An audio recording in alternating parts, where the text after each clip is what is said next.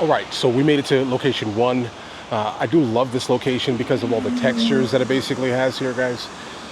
We also have a waterfall, a mill, a very old mill, and a lot of overgrown root. Also at the same time, we have more barns down the road there. All right, so shoot 1 here. The idea is a light automotive shoot, basically being done in a very rustic, rural looking type of area, right? Rustic, rural, a super brutalist, futuristic style of a vehicle here. And we're gonna go ahead and do some 3/4 front rear, along with some side profiles, with the backdrop basically being the waterfall. That's my overall goal here. Then we'll do some like fine art type of stuff with some of these roots and trees and nature and things. This is location 1. Let's get the proper framing for this.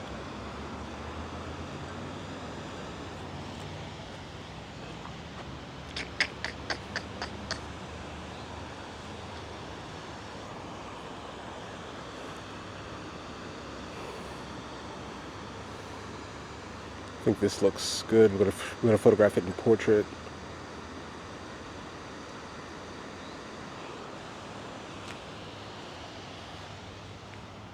Secondary barn.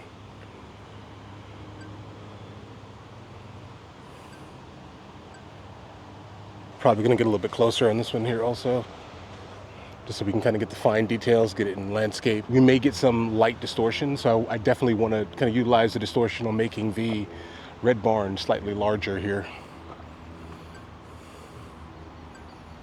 Let's see what that feels like. We're gonna shoot around it a little bit. If it doesn't look good, this is what I've learned a long time ago. If the shot doesn't look good immediately, I definitely generally take like 3 or 4 more frames from different angles. Try not to overshoot a subject, because now you're just shooting, you're wasting frames. This angle here adds a little bit of depth. Hold on. But we're losing the leading line from the road. We'll see. All right, we'll see where that goes later. And I try not to ever really like chimp. Is that racist? Jeez. Maybe. Who knows? I don't care. Oh, and also, I've noticed that the sweet spot for the lens itself is generally like f4 or so. Not or so, it's f4. It feels like f4 is the sharp point.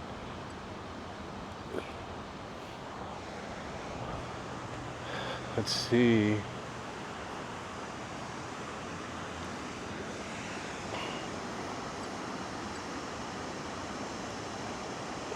Look at that depth.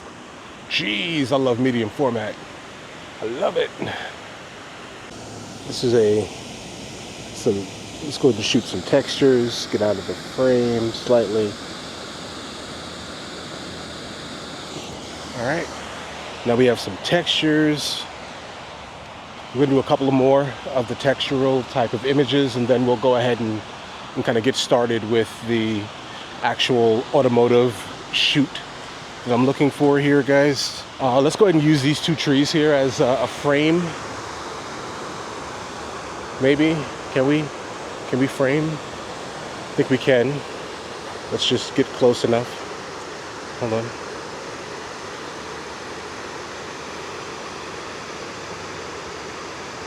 Let's go to F4. Let's go F4.8. So we have some like solid sky detail. Let's see what we got so far. Okay. Oh, and guys, the first thing I did, I never shoot in HDR. It's not really a thing that I do. I think this frame may also work.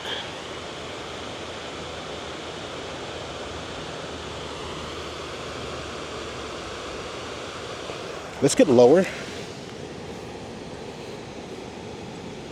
There's a lot of negative space being added to the shot, but I think I'm fine with the negative space for the sole purpose of what we're doing today. Okay. All right, now let's go ahead and get into the car shoot. So we're gonna go ahead and grab a shot from the 3/4 here, and my goal here today is to center focus specifically on the direct corner of the actual Cybertruck itself. I love the lines of the Cybertruck. And we're going to actually probably need to get a little bit closer. Yeah, with the 38. I want to make sure that I fill the frame. I don't waste too much of the frame. Like low angle. Let's see. Yeah, we're not going to waste too much of the frame, guys. This looks amazing, guys. Hold on. The depth, at least, of the image. Now we're going to go ahead and shoot one from this angle right here. This kind of you can see. Slightly up so we can kind of get a little bit more of the shapes. All right. Now a full 3/4.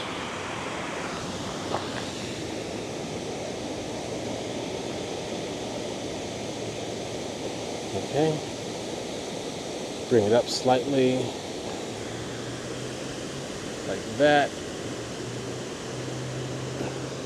It's a full 3/4.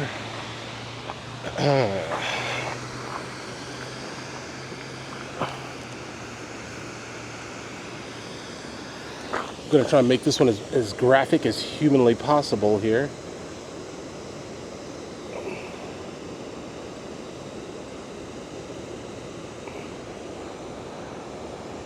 All right.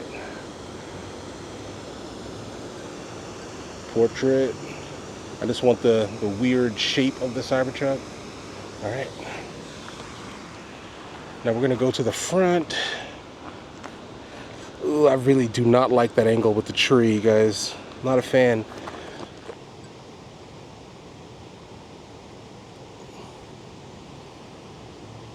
Okay. I think it looks crazy, guys. All right. And now we're gonna go ahead and get a wider one so we can actually get the entirety of it.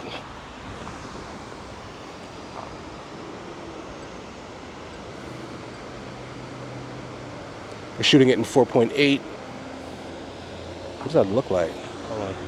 See if we can kind of let's see if we can see that. Bro. All right, guys, and the colors look great. Like, if you want to know why I'm such like a Hasselblad nerd, is because, guys, look, I'm looking at the image in front of my face, and then I'm also looking at it now immediately from the camera. And guess what I see? Identical. It's literally identical to what I see right now, bro. And guess what I see? I see the exact image I'm looking at. Like color for color, like tone for tone, cloud for cloud, every sharpness for, well, no, it may be sharper on the Hasselblad. I'm going to be honest. It may just be sharper. I think I'm going to save the side profiles for right now. Rear 3/4, we have that done based off the shot list. Guys, whenever you're shooting, make sure you guys, like always, like pre-plan your shoots. Don't just run into something blindly, guys, 'cause that's how you kind of get messed up, bro. And what I mean by messed up is, this is how you forget to get the shots you need. What's interesting about automotive photography, generally, right, is that whenever you're shooting a car, normally like the front profile looks really good, but unfortunately on the Cybertruck, bro, it looks terrible. I'm not even gonna lie. I think the Cybertruck easily has like the worst looking front end photography I've ever seen in my life. The Cybertruck shines from the 3/4. That's where it is shining with 100% here, guys. But hold on, let me go ahead and move it for a second. As a matter of fact, let's switch it to pano. Let's get a pano. Yeah, I'm gonna be honest. I think the only way we can like enjoy the shoot, like specifically the look that I'm going for at least, is if we throw it into a pano mode, bro. Because we're able to get a good amount of the image and we'll leave some of the background out. All right. I don't want to utilize the whole vehicle. I want to make it uncomfortable for the viewer, like, oh, it goes on out of the frame.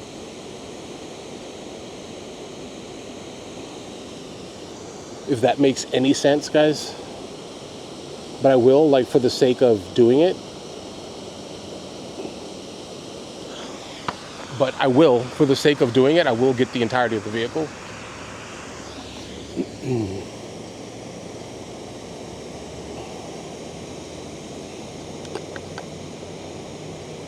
Actually, let's get a little bit lower. Look at that shot, guys.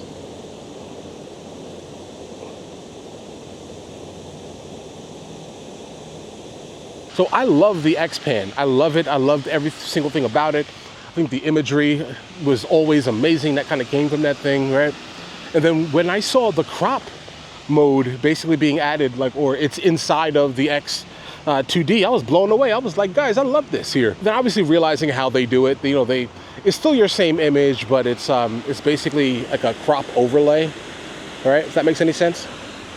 And instead of getting 100 megapixels, obviously you get 50. Like in my head, I was like, hold on, is it gonna be like an internal stitch type of thing? Because that would be cool to pull 200 megs out of it, if that's what we're doing, but it's not how they do it. It's fine though. I mean, still 50 megapixels coming from a medium format is still absolutely mind-blowing. So whatever, guys, let's just be honest here, whatever. Let's move to the next location. So this next location basically just involves literally this almost the same type of vibe. You know, Georgia, rural, lake, water, futuristic, brutalist type of vehicle, you know, near all of these things. It's a juxtaposition, let's say this here, while photographing it at peak photographic quality, if that makes any sense here, guys. But in order to get here, we're going to have to raise the vehicle. So let's do that. High. Let's go ahead and keep ride height till 25 miles an hour. And we are now raised up. All right, let's go, guys. Oh, we got a car coming. Hold on.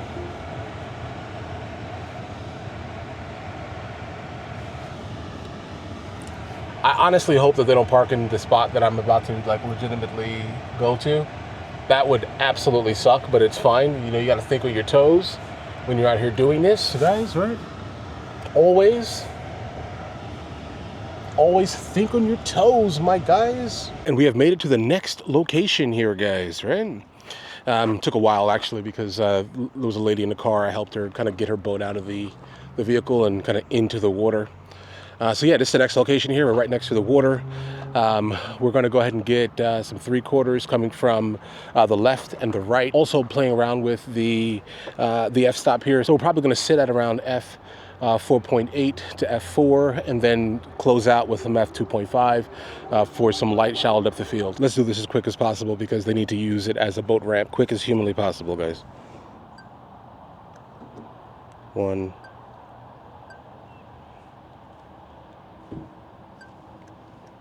2,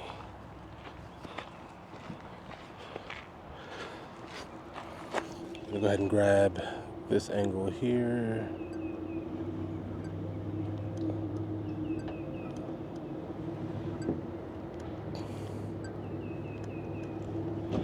Slightly lower, just in case.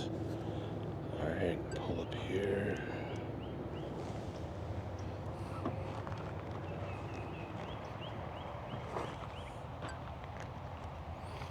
Okay.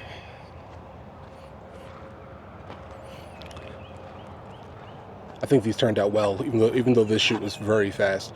I think it turned out well. So let's go ahead and get out of here. Just quickly, like super quickly, looking at some of the images back of the camera. Oh my God, guys. Listen, I'm definitely surprised here because I'm gonna be honest here. I bring out a lot of cameras. I own a lot of cameras. I shoot a whole lot, you know, hobby and professional. And the back of the camera type of work that Hasselblad gives is absolutely astronomical. I mean, I'm not sure there's anything that matches it. I have shot on a couple of phase ones, and phase ones are wild also, understand that there. But I just love the fact that I can definitely bring out a medium format, get this type of crazy killer quality, you know, proper light rendering, you know, highlight fall off, crazy detail, right? I love it. I love it. And the fact that it's a 38. I love this lens. This lens is absolutely amazing for me, guys. I love it. I love it. I love it. I absolutely love it. I can't pour more into the lens than I can. My dream lens is a 35-100 though. One day I'll buy it, I'm sure. One day I'll get it and test it. Oh, and guys, this is not a sponsor, guys. This is not a sponsored video. This is just me utilizing you know, the Hasselblad and showing you guys what these images actually look like in terrible lighting. It is about 4 o'clock now. I mean, obviously the good light's going to start in about for me, about 2 hours or so. I'm not going to shoot any at all because I definitely want to see how good is it in terrible light. Like, can Hasselblad, in fact, deliver a super crazy image with terrible lighting, even though the lighting is starting to get really interesting, guys? We're starting to get some dappled light all over the place. It's starting to get slightly overcast in certain areas and lit in other areas. You know what time of the day it is, guys. I mean, listen, it's starting to look nice out here, okay? The light is starting to look glorious, my guys. I like that. It's getting there. It's getting there. It's not there yet, but it's almost there. Trust me, it's almost there. Okay, it is in fact almost there. Also, guys, I'm also at the same time testing the DJI Nano. So we're gonna see how this video turns out. If this is dope, then this may just absolutely also change my entire perspective on, like, what I bring out. Because normally if I'm outside, the reason that stops me from recording, I'm always setting up like my black magic or like something big and monstrous and just absolutely out of hand here, guys, right?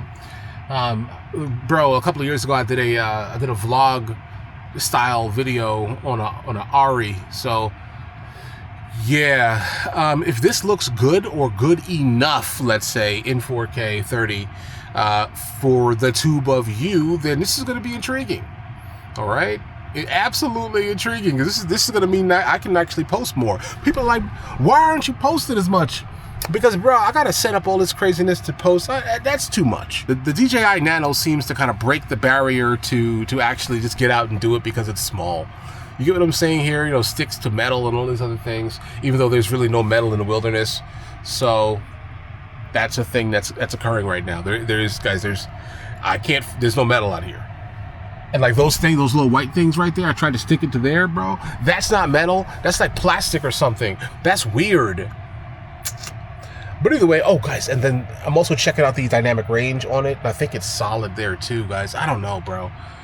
Technology has absolutely blown me away these days, guys. Blown me away completely. But either way, we can go ahead and run back to the studio now. Probably grab something to eat. But either way, hopefully you guys are definitely having a great day. The images are going to be shown throughout the video. So yeah, guys, I mean, if you guys want me to check out anything else, we'll do that. I tried to definitely bring out the drone today. I do have it. I do have the drone. It's literally in my back seat. Oh, you can't see it. I do have the drone. It's literally sitting in my back seat, right? But I definitely like flying it in optimum light. Let's say this here, right? 6K, Hasselblad color science, 100 megapixels, obviously via a quad Bayer sensor, but the images still look great. As a matter of fact, guys, stick with me for a moment here. I'm gonna go ahead and show you some images while we're talking about it. I love the drone. The battery is amazing on it. Crazy. I have the Fly More package with the RC. I think it's called RC3 too. I don't know what it's called, guys. Sorry, I don't really care about the tech like that. I care a lot more about what it can absolutely produce. And that Hasselblad color science coming out of a Mavic 4 Pro is absolutely astronomically crazy, guys. Like that blows my mind, bro. The 3 lenses on it are also amazing here. Like, do not get confused here. The other 2 lenses are not 100 megapixels or 6K, but be fully aware it doesn't matter. Not in the context of how this drone delivers beautifully, bro. The colors that are coming out of it are crazy. But guys, listen, again, I'm gonna go ahead and go. You guys will have an absolutely amazing day. Enjoy your day thoroughly. And like I said, one day I'll go ahead and get the 35 to 100. I definitely, seriously, like desperately want to test that lens out. That and the 907X. Oh, bro, the 907X and the 35 100. I just want to see what that feels like in my hands, guys. I want to make videos on that, bro. But no, seriously, I'm gonna go this time. I'll catch you guys later.